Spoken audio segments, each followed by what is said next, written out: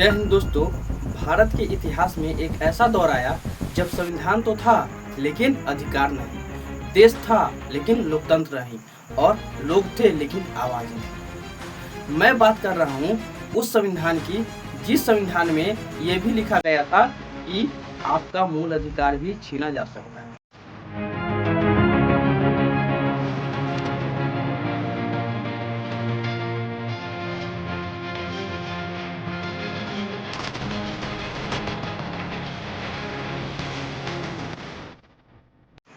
मैं बात करने जा रहा हूँ इमरजेंसी की, क्योंकि इमरजेंसी क्यों लगाई गई थी, क्या इमरजेंसी बहुत ज़रूरी था और ये कौन सी इमरजेंसी लगाई गई थी और ये इमरजेंसी बार बार विवाद क्यों खड़ा कर देता है।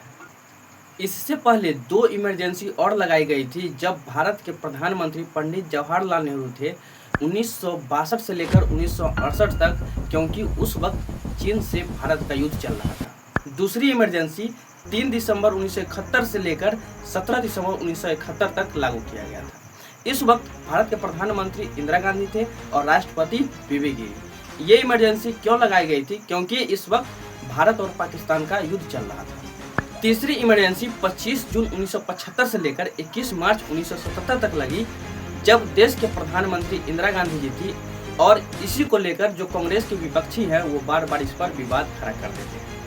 हालांकि ये संविधान के अनुकूल उचित था और लोगों के अनुकूल अनुचित था, और ये क्यों उचित था और क्यों अनुचित था इसका मैं जवाब देने जा रहा हूँ। तो आप धैर्यपूर्वक वीडियो को अंत तक देखिए। जब 1971 में लोकसभा चुनाव हुआ तो इंदिरा गांधी जी रायबरेली से चुनाव लड़ी थी और इसके विपक्षी राजनारायण जी इनसे भारी मतों से हार गए थे। इस रिजल्ट के बाद राजनारायण जी ने इंदिरा गांधी जी पर आरोप लगाए कि इन्होंने चुनाव प्रचार में सरकारी अफसरों का इस्तेमाल किया और सरकारी वाहनों का भी इस्तेमाल किया है। राजनारायण जी ने प्रूफ के तौर पर कहा कि एक सरकारी कर्मचारी जो यशपाल कपूर है, इनको चुनाव प्रचार में इस्तेमाल किया गया था।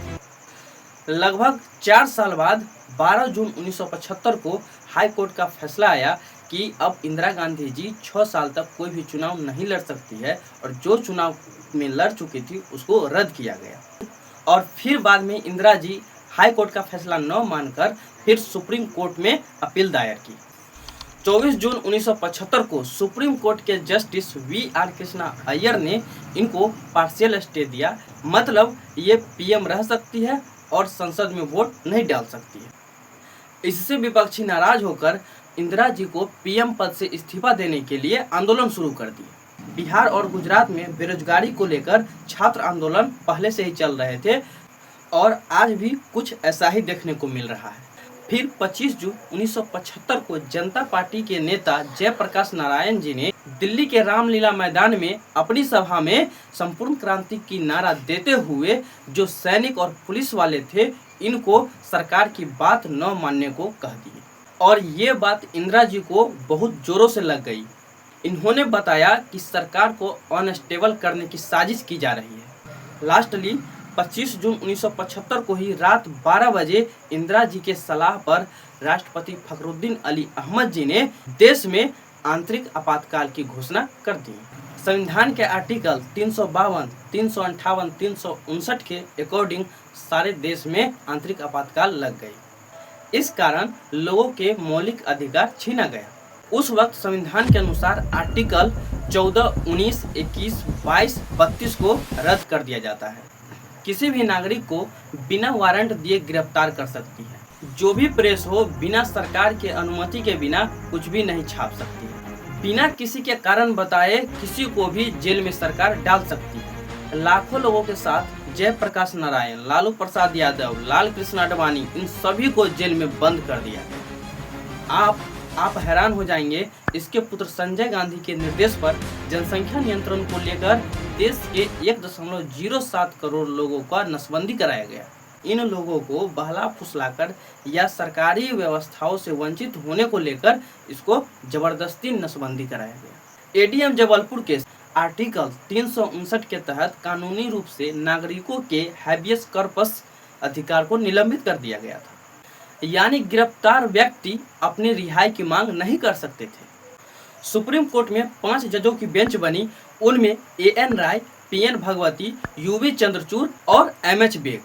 ये 4 लोग संविधान के अनुसार ही फैसला दे दिए।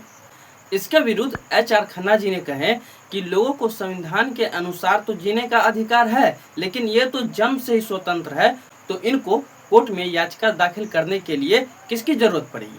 लेकिन इसके विपरीत जो 4 जज ने फैसला दिए उनका ही बात माना गया और इन बात को लेकर सारी देश की आत्मा को झकझोर कर रख दिया।